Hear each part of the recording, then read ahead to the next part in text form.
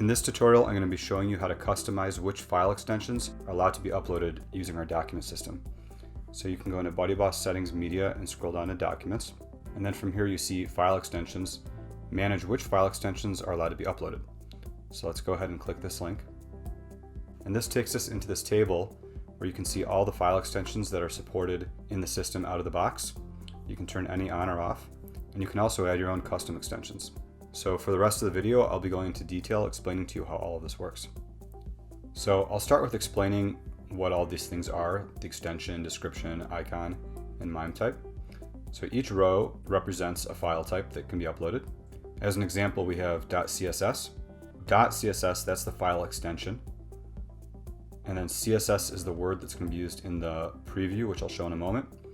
This is the icon that's going to be used in the preview. And then the MIME type is some technical information that tells the server what type of file it is. So you'll see for CSS, it's actually added twice because it has two different MIME types depending on the server. So I go in here and let me upload a CSS file. I'll select this CSS file.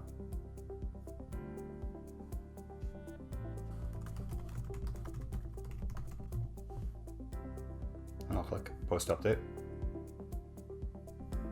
And you can see we have our nice document preview. So if we come back here, .css is the extension, and then you'll see it says 293 kilobyte CSS. If I hover, click to view to get our pop-up. So where it says CSS, that's telling you the file type, and that is coming from this description. And then this icon right here is coming from our icon, and the MIME type is not displayed anywhere, that's just for the server. So let's pretend I don't want to allow CSS files. I'm going to uncheck these, both of them, and I'll click Save Changes. All right, and then refresh here. So let's try again, and it won't let us upload the CSS file. I can still kind of cheat and try to drop it into the drop zone. And we have this nice pop-up telling us that that's not allowed, and it tells us which file types are allowed. So we've actually given you a lot of extensions out of the box. These are most of the file types that you would find in mainstream document systems. And each one we've created a custom icon to make sure it looks really cool. So let's say you want to add some file type that's not included in our list here. We give you that option. So I have a file on my computer, sample.layout. This is coming from a wireframing tool that I use. It stores its files as .layout. Since it's not a common file type, it's not included out of the box. So you'll notice that this .layout is grayed out. I can't select it. But let's say I want to allow users to add .layout files. So I'd come in here and click Add Extension. And from here I can fill out the extension and the description and pick an icon. But we also need the MIME type, which is a little bit confusing and can vary per server. It's basically an instruction to the server to tell it what type of file it is. Without this being correct, the server won't know what to do with the file. So we've created this tool for you to make it really easy to figure this out. So the first thing I'm going to do here is click MIME Checker, and this gives you instructions on what to do.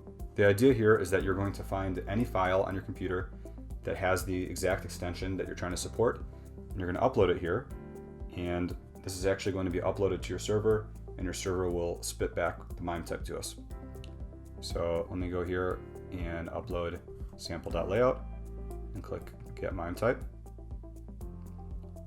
So that is the MIME type for this file according to my server. Use this MIME type, it enters that for me.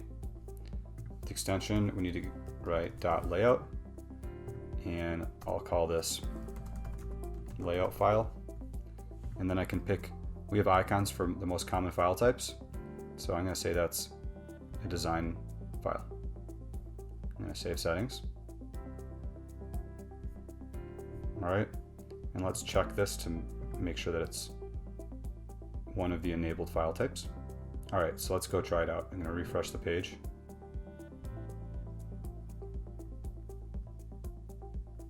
And now it's not grayed out. I can select it.